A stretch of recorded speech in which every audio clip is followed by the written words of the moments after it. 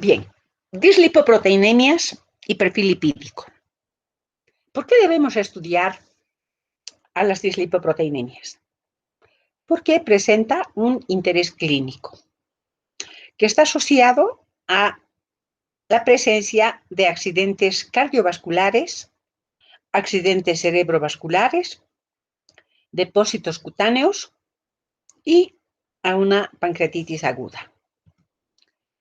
Entendiéndose por dislipoproteinemias a un conjunto heterogéneo de alteraciones metabólicas de las lipoproteínas que perturban su normal funcionamiento y ocasionan desviaciones cualitativas o cuantitativas de lipoproteínas circulantes en la sangre en relación al patrón de individuos sanos. Estas alteraciones consisten en las cualitativas, que están relacionadas a las LDL modificadas. Estas pueden ser pequeñas y densas, ricas en triglicéridos. Pueden estar glicosiladas, pueden estar oxidadas o acetiladas. Y también a la presencia de una lipoproteína denominada lipoproteína A. Y las alteraciones cuantitativas corresponden a incrementos de la LDL, de la lipoproteína A y de los triglicéridos. O sea, hay una hiperlipoproteinemia. Y también una otra alteración cuantitativa de la HDL que está disminuida. Es decir, que hay una hipolipoproteinemia. En síntesis, las alteraciones son de tipo cualitativo, que le afectan a la LDL y a la lipoproteína A, y las cuantitativas caracterizadas por una hiper y una hipolipoproteinemia. ¿Cuál es la causa? ¿Cuál es la etiología de esta dislipoproteinemia?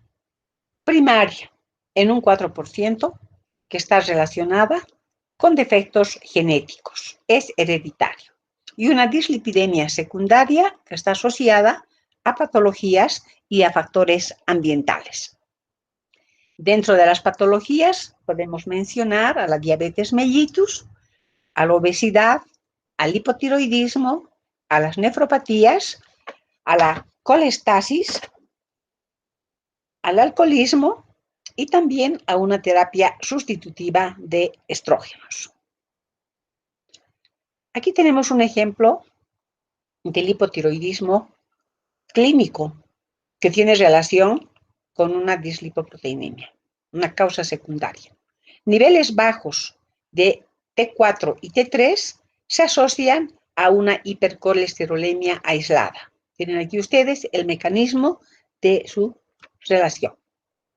Dentro de los factores de riesgo, aquí observamos que está ligada a alteraciones como la hipertensión arterial, a las enfermedades como las tiroideas, diabetes mellitus, a un aspecto fisiológico que es la postmenopausia, a factores de estilo de vida, inactividad física, ingesta masiva de alcohol, fumar cigarrillo y un trastorno como es la obesidad. Pero también están dentro de los factores de riesgo las alteraciones del metabolismo de los lípidos y alteraciones de los sistemas enzimáticos inherentes al metabolismo de las lipoproteínas. También se han detectado casos debido a alteraciones de las apoproteínas. Bien, ¿cómo se establece el diagnóstico? El diagnóstico se establece a través de la clínica y del laboratorio. Dentro de la clínica, los signos y síntomas relacionados con las enfermedades cardiovasculares y cerebrales. En relación a otro tipo de signos clínicos, tenemos a los depósitos cutáneos, fíjense ustedes acá, en el codo, en el párpado, en la córnea y en el ojo. Estos depósitos se denominan xantomas y xantelasmas asociados a hipercolesterolemia e hipertrigliceridemia. Otra manifestación clínica se trata de la pancreatitis aguda y también es responsable de la hepatomegalia. El diagnóstico de laboratorio de bioquímica clínica se efectúa a través del perfil lipídico. ¿Qué es este perfil? Es un examen de constituyentes del metabolismo lipídico en sangre utilizado para evaluar el riesgo de desarrollar una enfermedad cardiovascular producto de un trastorno en el metabolismo de los lípidos. ¿Cuáles son los objetivos? Evaluar el riesgo aterógeno en arterias coronarias, cardíacas y cerebrales. Evaluar dislipoproteinemias y el tipo de dislipoproteinemias. Dentro de los objetivos, yo le pongo el riesgo aterógeno, porque esto ya es una causa fundamental de daño en arterias cardíacas y cerebrales. Por supuesto que primero se debe comenzar con una dislipoproteinemia y determinar el tipo de dislipoproteinemia. Pero en el caso de las dislipoproteinemias, el objetivo mayor del perfil es evaluar este riesgo aterógeno. Ahora bien, ¿de qué está constituido este perfil? De la observación del aspecto del suero, del colesterol total, triglicéridos, LDL colesterol, HDL colesterol y del índice de Castelli. Es necesario que conozcamos el significado clínico de cada una de estas pruebas, así como de su utilidad clínica. Y para ello, yo les estoy enviando una bibliografía específica para que recuerden, en primer lugar, porque estos temas los han visto en bioquímica, y también ustedes pueden buscar otro tipo de literatura, pero es fundamental que conozcan cada uno de estos parámetros, debido a que los mismos nos van a servir para interpretar nuestro perfil. Ahora bien, sin embargo, debemos tener en cuenta la aplicación de ciertos criterios. Para interpretar un valor, un perfil lipídico, es necesario utilizar como valor de comparación un valor de decisión denominado valor de decisión consensuado de dislipoproteinemias. Entendiéndose como valor consensuado, aquel valor o concentración de molécula lipídica que no ocasiona o no refleja ningún trastorno en relación a la esclerosis. Indica riesgo o no de formación de ateroma y ha sido obtenido aplicando una metodología de tipo epidemiológica, muy diferente a la que nosotros hemos estudiado del valor de referencia. Entonces, esa es la característica de este valor consensual. Hay una metodología epidemiológica con una mayor cantidad de gente que ha participado en el estudio y es valor consensuado porque está definido por un grupo de expertos en dislipoproteinemias para un uso común y universal que permita reducir confusiones ante los clínicos y unificar su enfoque para el manejo de dislipoproteinemias. Bien, ¿cuáles son estos valores de decisión consensuados? Acá están los valores que hemos mencionado anteriormente, componentes del perfil lipídico, con una variante de que la HDL colesterol se discrimina entre varones y mujeres. Y por otro lado, que se destacan 3 niveles: el máximo deseable, el riesgo potencial y el alto riesgo en función de las concentraciones. Entonces, el momento de interpretar, nosotros tenemos que tener en cuenta estos valores, comparar el valor observado con cualquiera de estos valores en función del valor del paciente. Esta tablita refleja exactamente lo mismo Sin embargo, la he introducido para que ustedes consideren que está presente en las normas, como referencia, en las normas técnicas de Chile. Un artículo muy interesante que les adjunto para que ustedes puedan interiorizarse y conocer mucho más acerca de estos valores de decisión. Bien, entonces, para interpretar el perfil lipídico, ¿qué es lo que debemos hacer? Debemos conocer el significado e interés clínico de cada uno de los componentes del perfil lipídico. Debemos analizar los valores observados y comparar parámetro por parámetro con el valor consensuado. Debemos determinar si existe dislipoproteinemias, si es primaria o secundaria, si es mixta o aislada.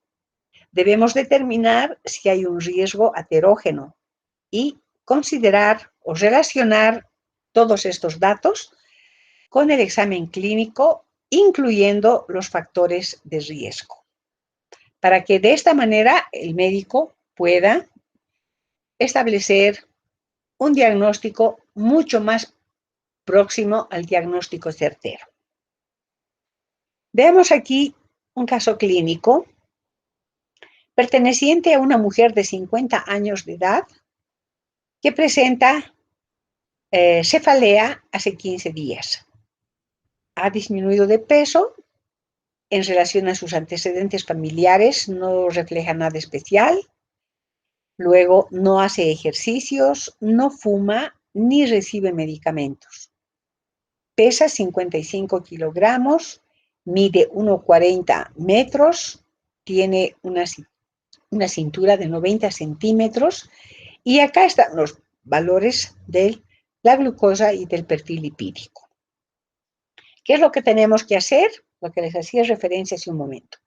Analizar el perfil lipídico, comparando, además, cada prueba con su valor de decisión consensuado. Debemos establecer si existe dislipidemia y qué tipo. Debemos determinar el número de factores de riesgo coronario principales, exceptuando el LDL y los triglicéridos. Debemos determinar el riesgo de coronario. Los otros datos por el momento no nos interesan. Entonces, aquí, aproximándonos a nuestro perfil lipídico, vemos que la glicemia tiene un valor, la paciente presenta un valor de 108 miligramos por decilitro y que, como sabemos, está dentro de los valores de referencia. Y si es un valor confiable, que está hecho con todas las características, con todas las herramientas que hemos visto en la bioquímica analítica, entonces este valor lo determinamos, lo asimilamos como confiable. Y por lo tanto, esta persona no presenta diabetes mellitus. Por lo tanto, no hay ninguna relación con los valores del perfil lipídico. Entonces, esto descartamos. Ahora sí analizamos parámetro por parámetro. Tenemos al colesterol total, que tiene un valor, la paciente, de 221 miligramos. Y buscamos en qué categoría, en qué nivel se encuentra este valor. 221 está en la categoría de riesgo potencial. Luego observamos a los triglicéridos. 214 está en la categoría de alto riesgo. El LDL colesterol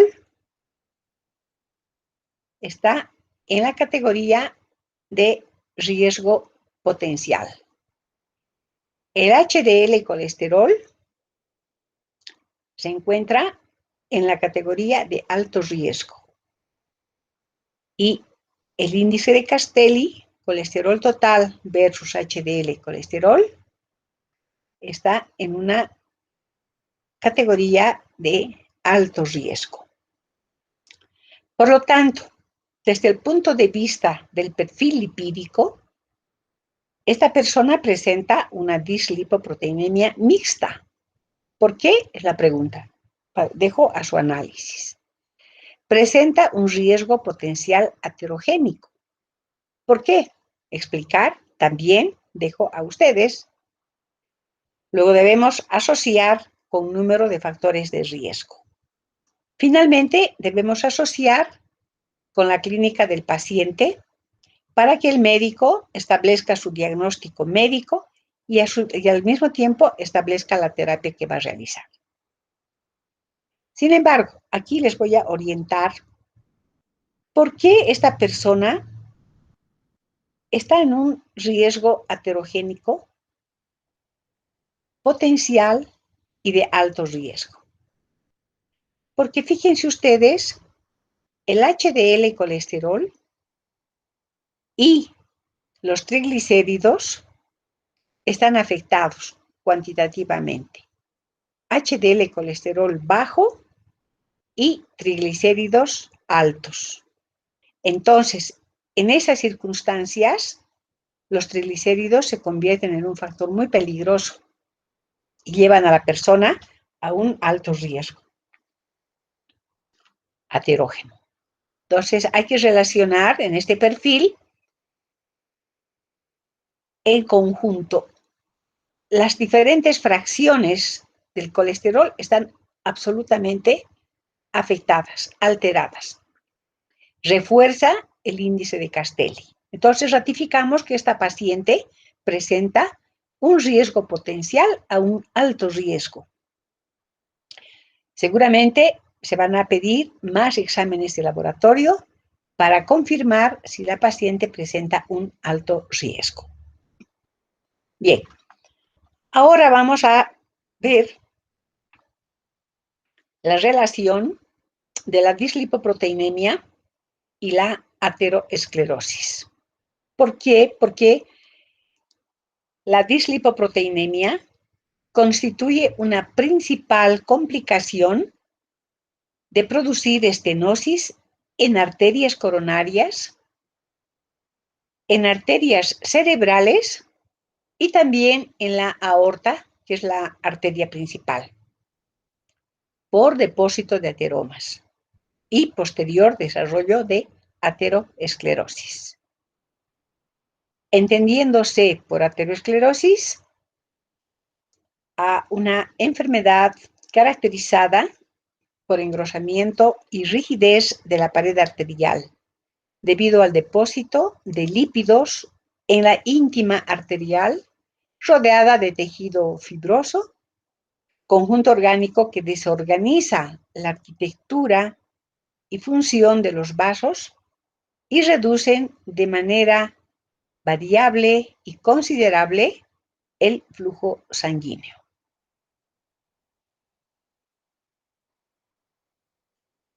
Factores de riesgo. ¿Quiénes contribuyen? ¿Quiénes podrían afectar más la presencia de esta aterosclerosis? La alteración del metabolismo lipídico. Vean ustedes acá, hay un incremento muy grande de la concentración de colesterol total y LDL colesterol en sangre. Hay una alteración de tipo cualitativo de las LDL, hay un incremento de los triglicéridos y hay una disminución del HDL colesterol. Por otro lado, los factores ligados al individuo, a su estilo de vida. Este paciente presenta, o un factor de riesgo consiste más bien en una inactividad física, obesidad, fumar cigarrillo, ingerir masivamente el alcohol, también hay factores hereditarios, antecedentes familiares y muchos otros. ¿Qué ocurre? ¿Cuál es el mecanismo para la formación de esta aterosclerosis? ¿No? Podemos resumir en la presencia de tres fases: la línea grasa, el ateroma clásico y la placa complicada. Aquí vemos nosotros esas tres fases de una manera muy resumida. La línea grasa, que se caracteriza por presentar estrías grasas, o sea, células espumosas de colesterol esterificado. Es el inicio de la aterosclerosis, de la formación del ateroma. Luego tenemos un ateroma clásico, donde se produce ya una desorganización de la estructura de la célula de la íntima y de las diferentes capas de la arteria. Y hay una alteración de la síntesis y degradación de la matriz. Finalmente, la fase mucho más avanzada es la placa complicada, donde ya existe una ruptura de la placa ateromatosa y por lo tanto hay un sangrado y formación de trombos. Entonces, esta fase es la que presenta las características clínicas de la enfermedad. Por lo tanto, ¿cuál es la consecuencia de esta formación de ateromas? Es el desencadenar la aterosclerosis. Es responsable de ocasionar isquemia, desprendimiento de trombos, infarto de miocardio, accidente cerebrovascular y finalmente la muerte, ¿no? Entonces, es como la progresión de la formación de placas que va a ocasionar estos distintos cuadros clínicos.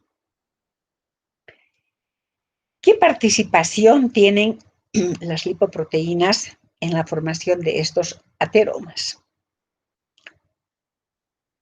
Hay dos fundamentalmente, la HDL y la LDL. La LDL se denomina proaterógena, se le llama también el mal colesterol, porque obstruye las arterias. Y la otra molécula es la antiaterógena, conocida como el buen colesterol, porque limpia el exceso de colesterol malo de las arterias. Entonces, cuando hay un desequilibrio cuantitativo entre estas dos moléculas, o cuando hay una modificación de las LDL, es que se va a desencadenar la formación de los ateromas y posterior aterosclerosis. Entonces, vean acá lo que les explicaba. Las proaterógenas son las diferentes fracciones de las lipoproteínas, las diferentes constituyentes de las lipoproteínas. Para ello hay que recordar la composición y el metabolismo de las lipoproteínas. También está dentro de la categoría de las proaterógenas los triglicéridos. Como habíamos mencionado anteriormente, estos triglicéridos dependen de la concentración de la HDL colesterol y también de la LDL colesterol. Y dentro de las antiaterógenas está el HDL colesterol. El LDL colesterol es el factor más relevante para la génesis de la aterosclerosis. Está directamente relacionada con la aterosclerosis. Un aumento del nivel del LDL colesterol presenta una mayor incidencia de complicaciones clínicas. Acá quiero referirme. La hipercolesterolemia, si bien es un factor muy relevante, depende fundamentalmente del colesterol que está presente en las otras fracciones, ¿no? Por sí solo el colesterol puede ser un indicativo, pero no es sinónimo de riesgo. Es necesario evaluar las diferentes fracciones de las lipoproteínas para poder saber si realmente es el colesterol total un factor de riesgo. En relación a las HDL, que habíamos mencionado que se denomina el colesterol bueno por un transporte reverso, actúa como un factor ateroprotector. A mayores niveles de HDL colesterol, menor es el riesgo de cardiopatía isquémica. Bien, un sinnúmero de estudios científicos han demostrado que un nivel bajo de HDL, colesterol, se asocia a un mayor riesgo de sufrir un ataque al corazón. En relación a los triglicéridos, comentarles nuevamente que este se vuelve aterógeno cuando disminuye la concentración de HDL y cuando hay una modificación y también una cuantificación de las moléculas del LDL, colesterol. ¿Cómo establecemos el diagnóstico? El diagnóstico es siempre de tipo clínico y también de pruebas complementarias. Como usted, pruebas en el laboratorio de análisis clínicos, fundamentalmente en el laboratorio de bioquímica clínica, y las pruebas de imagen, como veremos más adelante, son diversas. En el examen clínico, ¿qué es lo que se observa? Antecedentes médico-familiares del paciente, factores de riesgo, signos como un pulso débil o ausente por debajo de la zona estrecha de la arteria, presión arterial, sonidos o silbidos, soplo de las arterias que se oyen con un estetoscopio. Dentro de las pruebas complementarias tenemos a la ecografía Doppler, al electrocardiograma, a la ecografía, a la tomografía computarizada, a la angiografía por resonancia magnética, porque estas pruebas van a detectar las placas de ateroma e incluso pueden detectar aquellas que podrían complicarse o que ya se están complicando. El laboratorio, ¿con qué contribuye? Con exámenes de perfil lipídico, de proteína C reactiva y de fibrinógeno. En relación al perfil lipídico, habíamos visto el perfil lipídico básico, pero en caso de evaluar un riesgo aterogénico, es importante evaluar el no HDL colesterol, o llamado también colesterol no HDL. Bien, este colesterol no HDL no es nada más que la diferencia entre el colesterol total menos el HDL colesterol.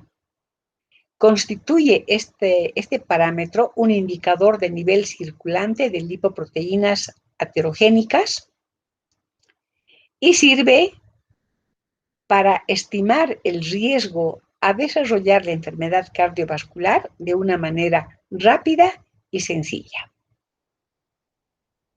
¿Cuál es el valor de este colesterol no HDL?